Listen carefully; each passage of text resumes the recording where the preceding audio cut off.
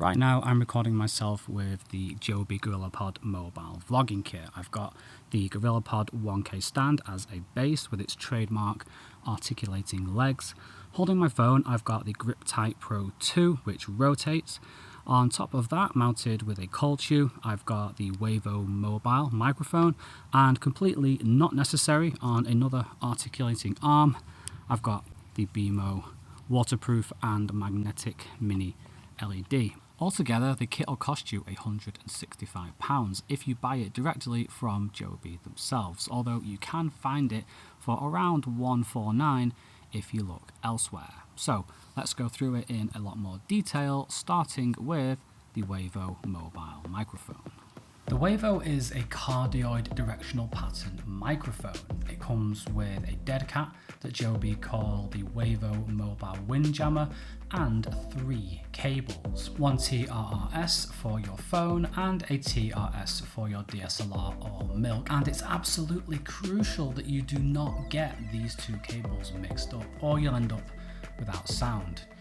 And the final cable is one that I've not seen before, and it is a 3.5mm to lightning adapter for you iPhone users. Now, the one that I'm using, this one here, is not actually the one that comes with the kit. No, this white one I've been using is actually Apple's own official adapter. The black one that comes with the kit, I actually lost it when I was filming an advertisement for another vlogging kit. It was last seen here, and we actually recorded audio on that day and it sounded good, so I'm going to assume that the adapter works. Finally, JOBY are pretty high on this shock mount. It uses Ryko Lyre technology, which to me, as someone who knows very little, like practically next to nothing about microphones and audio, doesn't mean a whole lot, but JOBY assures us that it will offer superior shock absorption, which will allow us to walk, run, jump and spin, and the Wavo mobile won't capture the sound caused by the movement. So let's test it out. So this first test should be the easiest. I'm just in the garden, just walking around. There's no breeze, nothing like that, nothing that should disturb the sound. Just an FYI, I am in Beast Cam, where you can control the gain of the microphone, and the gain is set to 100%. So yeah, just walking around. And now what happens if I break into a run? I'm now a running channel, and you can do it, guys. You're on your 5k, you're nearly there. And yeah, now the microphone is really bouncing around on the shock mount. The cables are vibrating as well, and now suddenly jump up in the air, crouch down and carry on running, really getting my cardio on now, and then spin around and again spin around.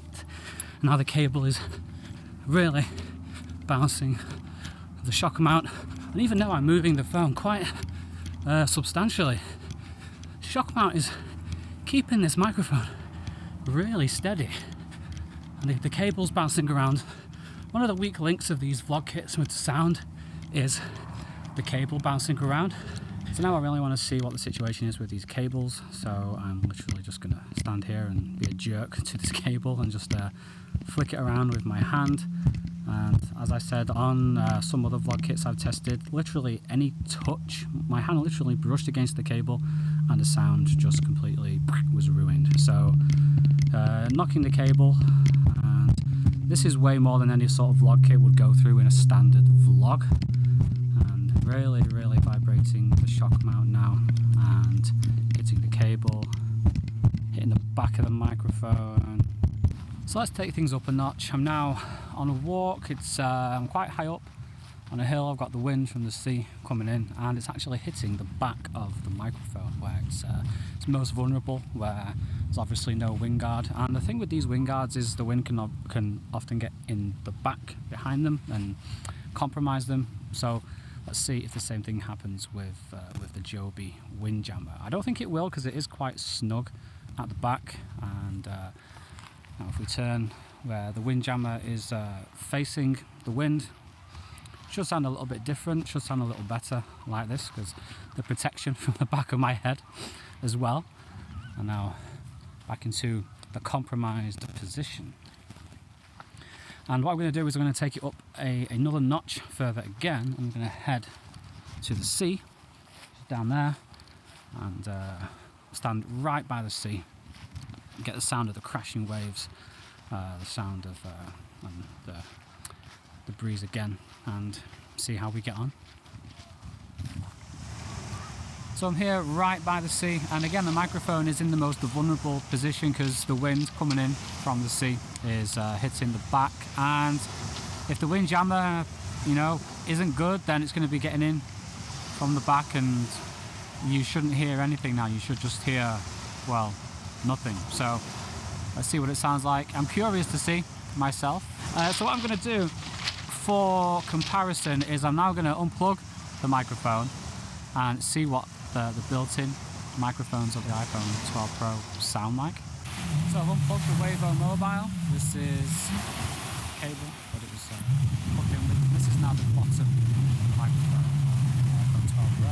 And now I'm recording with the back microphone on the iPhone 12 Pro. This one's quite protected because it's literally on the back of the phone, next to the cameras. So it shouldn't be being hit by the wind, and it's the most directional as well. So I'm thinking this one is going to sound pretty good. Overall, I really like how this audio setup performed, and apart from a few glitches with the Joby vlogging setup and my position, which I'm 99% sure were caused by the cables bouncing around, it's really robust and it sounded great. And like, I really liked the wind jammer, particularly how snug it was, how it hugged the microphone at the back, stopping the wind from getting in there. And this Rycote Lyre technology shock mount worked really well. The only thing is, if I was to start vlogging full time and use this kit, I would definitely look into some sort of cable management, and I'm surprised that vlog kit makers haven't already sort of incorporated, maybe they have, maybe I don't know about it, but some sort of cable management into their kits, because it's definitely the weakest point. Like, they go to such big efforts to make, you know, nice wind jammers, Rycote Lyre technology shock mount, but then you got the cables bouncing around, it just kind of ruins it. So it hasn't ruined it too much here with this one. Still sounded great, and like I said, apart from those few glitches, really impressed. While I'm by the sea, I also want to test out this GorillaPod 1K stand that I'm holding right now. I think the 1K stands for 1 kilogram, meaning it can hold 1 kilogram of weight, but I could be very, very wrong about that. Anyway, this is the first GorillaPod that I've used, and so far I have found it a bit fiddly when trying to set it up on like perfectly level surfaces and getting my phone, you know, getting the shot level. I found it like topples over, and it takes me a lot longer than it usually would with a regular tripod, but so far I'm chalking that up to the fact that I've not used one before and I'm not used to, you know, setting it up. I think it's going to be a lot more in its element in this sort of terrain. Very uneven and rough, so I'm going to go down there, set it up and get some time lapses, see how it does.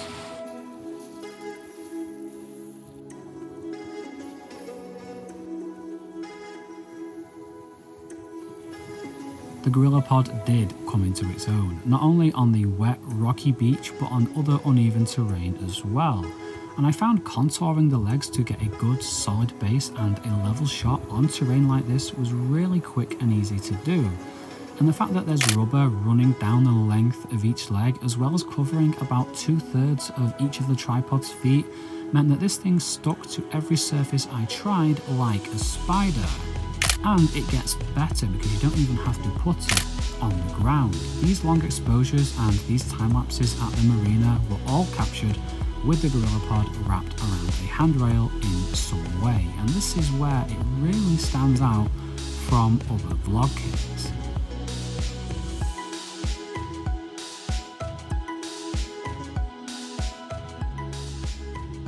Okay, I'm coming at you now from a forest, and the Joby is literally wrapped around a very, very thin tree trunk, and the GripTight Pro 2 has been rotated, so the phone is obviously landscape. So this is great. I don't know any other tripod or vlogging kit that could do this. Like, my hands are free now. If I had a product to demonstrate, I could, or I can just keep doing this. I don't have to get out my full-sized Manfrotto tripod. It's fantastic. So now I've put the Sony a7 III on the Joby. I've got the Wavo Mobile 3 on top, and I'm using my 50mm f1.8, which is obviously a terrible lens for vlogging, but it allows me to go down to f1.8 and it gives me that really shallow depth of field, just because that's what I want to do.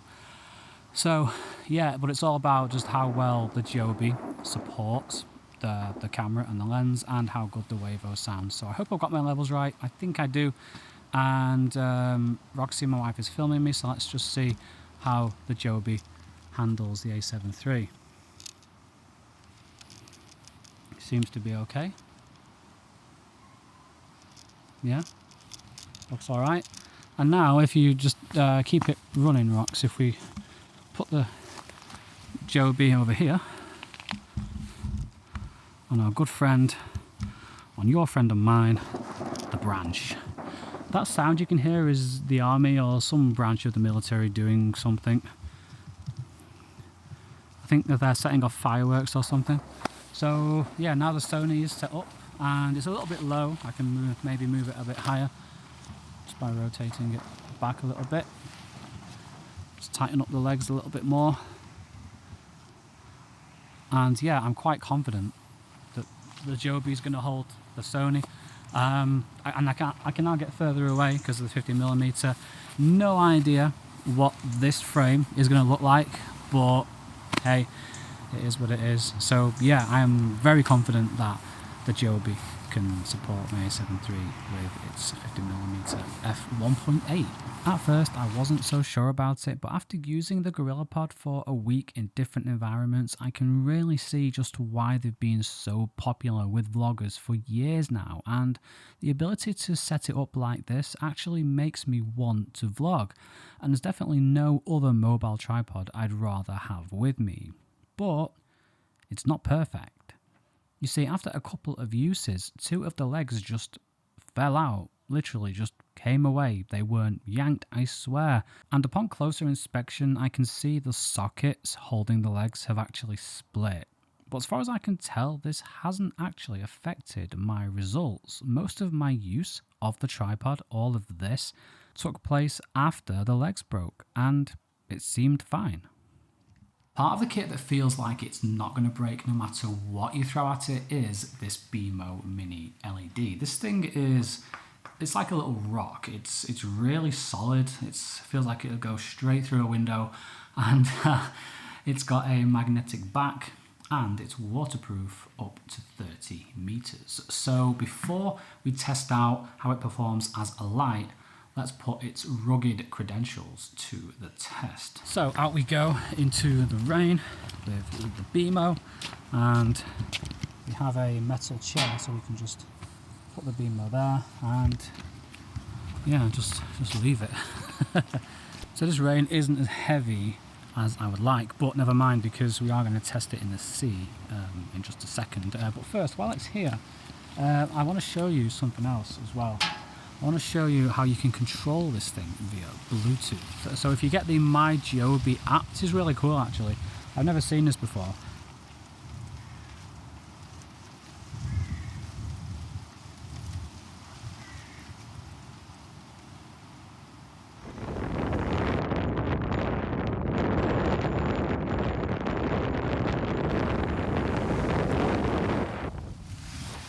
Now this is the perfect chance to test out the ruggedness of the Beamo. I'm down by the seafront. The wind and the rain are just battering the coastline. So yeah, great opportunity. I am going to leave the Wavo microphone here because I don't think it's waterproof. The cable certainly isn't. So from now on I'm going to be switching to the built-in microphone on the iPhone 12 Pro.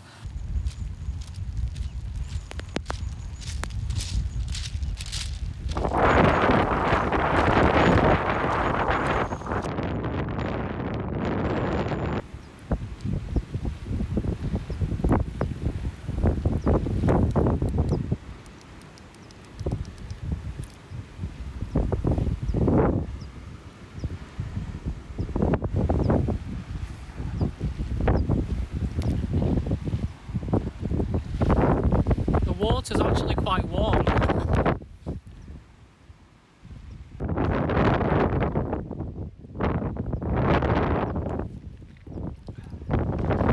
That's salt water as well. Yeah, the water just seems to be like running off it, so I think it passes.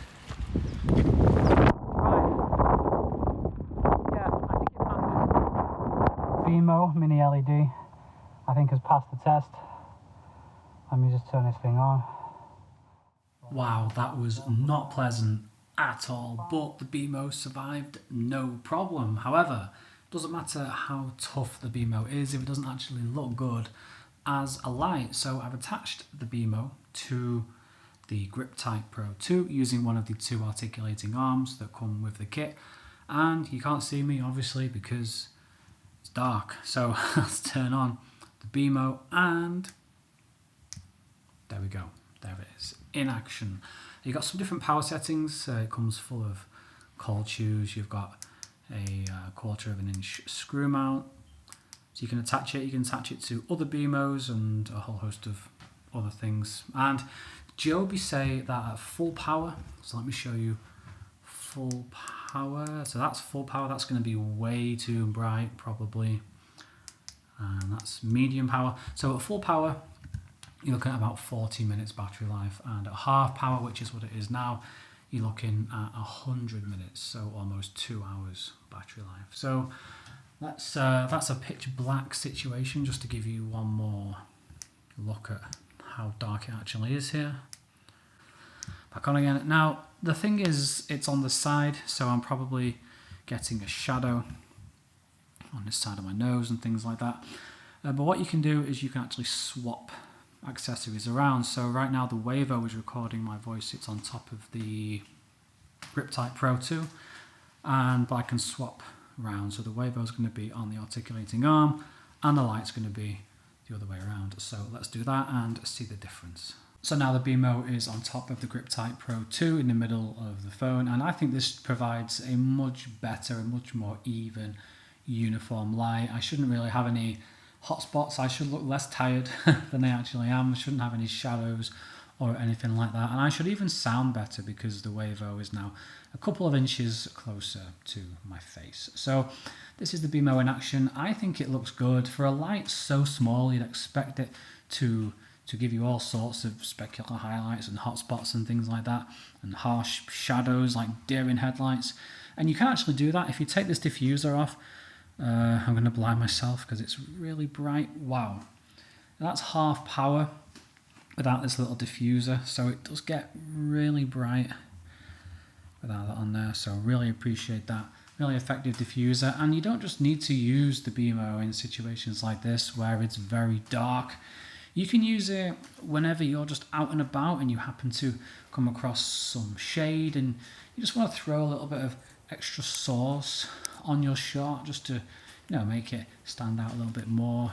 Just fill in some shadows maybe, and even if it is the middle of the day, any sort of shade the Beamo can help you out because you've got those different power settings. So I am a big fan of the Beamo, which leaves us with the final part of the kit, the part of the kit that not only holds your phone securely but acts as a hub for the rest of the accessories, the GorillaPod, the Wavo and the Beamo, and that is the GripTight Pro 2. And what I like about the GripTight Pro 2 is how you can quickly and easily rotate your shot from landscape to portrait.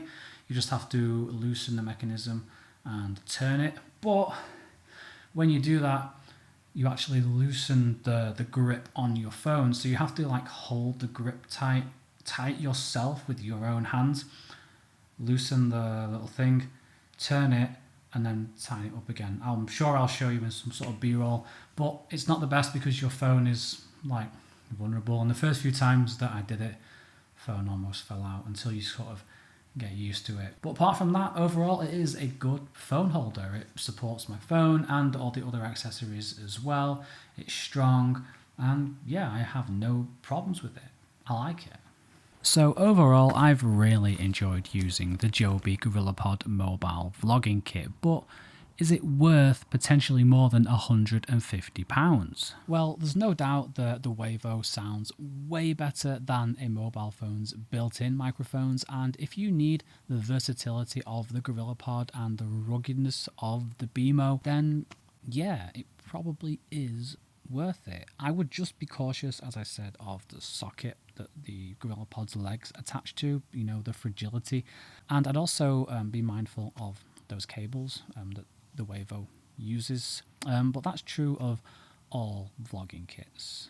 So the manufacturer, the vlogging kit brand that introduces cable management, is definitely going to have a winner on their hands. You don't get a carry case like you do with a lot of other vlogging kits, but that's actually okay. I haven't actually missed having a carry case. I've really enjoyed just leaving the kit assembled and just grabbing it and going off, and I think that's what the kit's designed for, just for you to grab it and go. Having a case is nice. You do feel like you're getting more for your money, more value, and every time I would finish vlogging with another kit that came with a case, I would disassemble the kit really nicely, put it back in its case, but then I find I'm constantly dipping back into the case.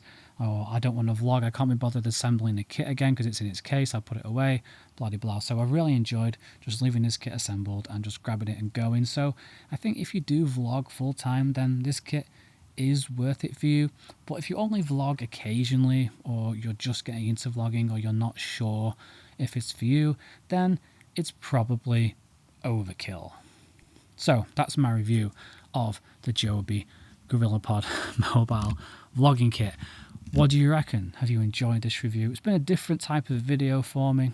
A lot of it, almost 100% I think, has been recorded on the vlogging kit itself. Now, I went into this review blind. I hadn't used the vlogging kit before, so as you saw, like, I wasn't using it in the best way, but I was learning as I was going along instead of just having all the facts all ready to go. So I look like really professional. You saw a bit more sort of rough and rugged style of video from me today.